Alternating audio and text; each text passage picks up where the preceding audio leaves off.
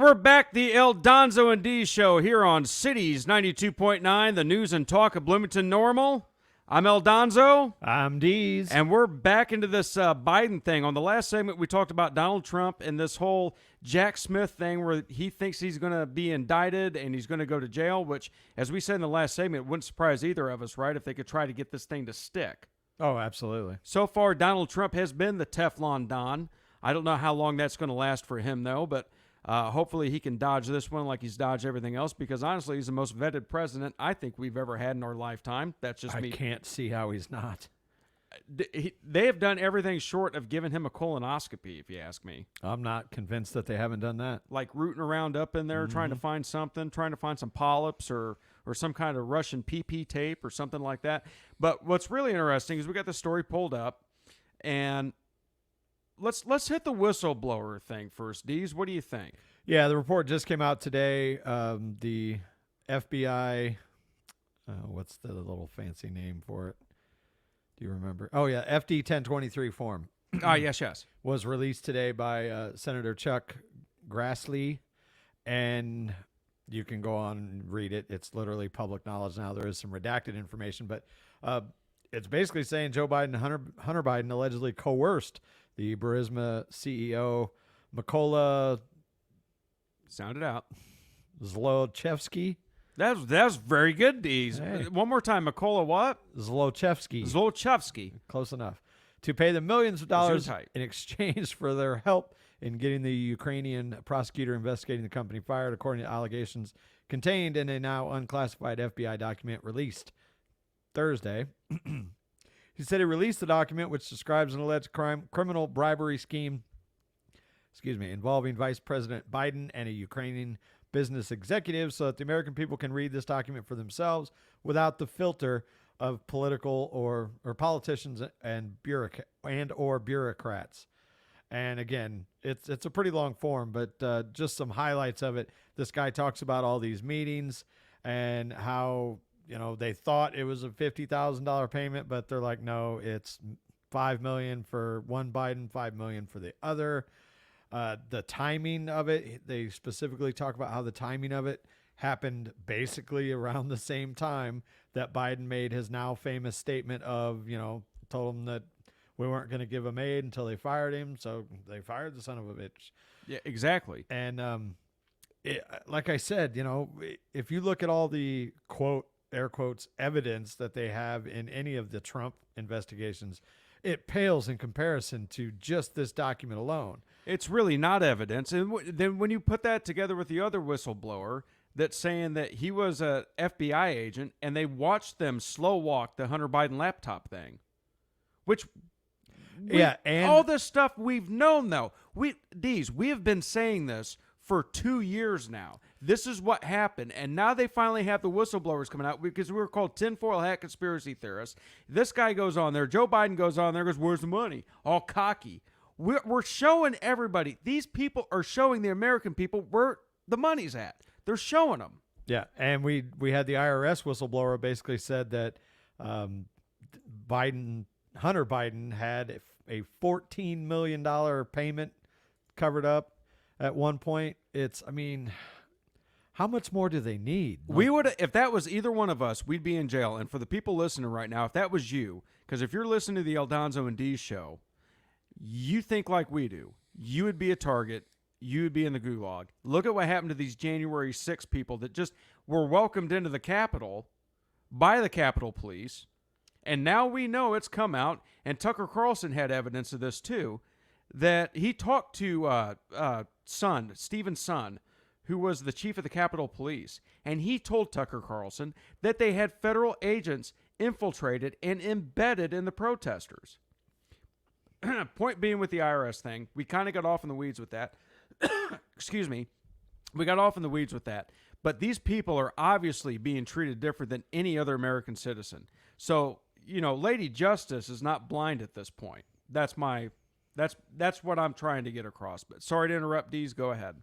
Well, just again going through some of the highlights of statements that this confidential informant talked about in his meetings with Pajarski. they were very unhappy when Trump won the election because they thought that maybe, well, especially once the investigation started, they thought that maybe that they could somehow tie this back to everybody. And Pajarski basically said that it would take them 10 years to follow the trail of money because, Correct. all the shell companies and things like that.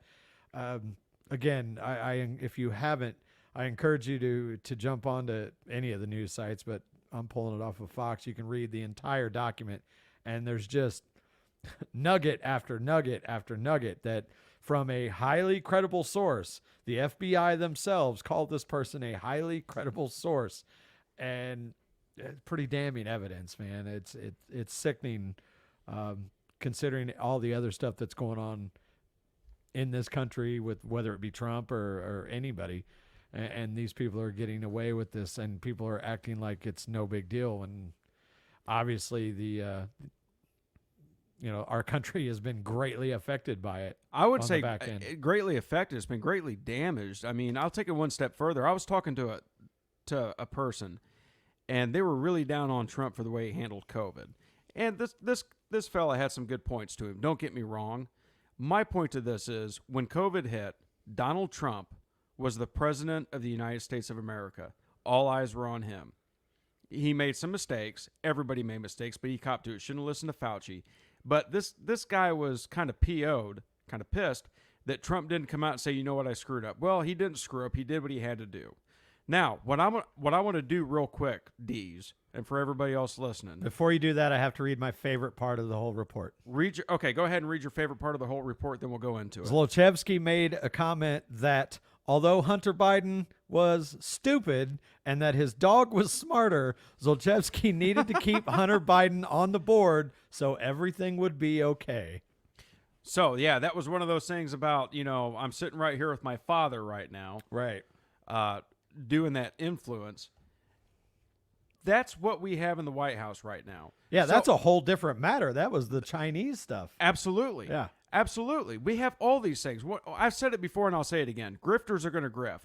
A grifter's not going to just, take a payment and blackmail somebody or hold something over somebody's head once. They're going to continue to do that. That's in their DNA. Now, the point I was making about Trump is I don't care about the tweets. I don't care. Anybody that's wrapped up about how Trump handled COVID as opposed to Ron DeSantis, and they're wrapped up about that, they've got their head stuck in the wrong hole. Yeah. I want to play something for you. When we're talking about this Biden thing, it doesn't matter what Trump says at this point. Trump could come out and put out a text that says he fornicates goats, and I'm still going to vote for him over anybody else at this point. Okay? So this is Fox News, and we've got the clip pulled up for you. This is how bad it's gotten. This is how deranged it is. Mumbler in chief, Biden's lackluster delivery in front of world leader draws scorn on social media. Give you a little background on this. It's President Biden was meeting with Israeli President Isaac Herzog at the White House, and he was going on about how they're great friends. The United States is great friends and supporters of Israel and all this other stuff. I'm going to play it for you. But this guy is so out of it. I think that maybe the cocaine was for Joe Biden. I wouldn't be surprised. And we need to talk about that, too, because there's been some developments this last time we had a show. But I'm going to play this for you because this guy needs to be coked up.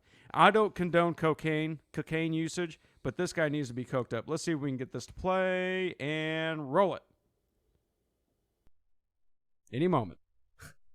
We convened the largest gathering of Arabs and Israelis in a decade at the Gulf Forum, and we resolved the maritime boundary dispute between Israel and Lebanon, which people thought could never happen. We opened up an airspace for Israel and over Saudi Arabia and Oman after I had a little visit there, and we brought Israelis and Palestinians together at a political level, and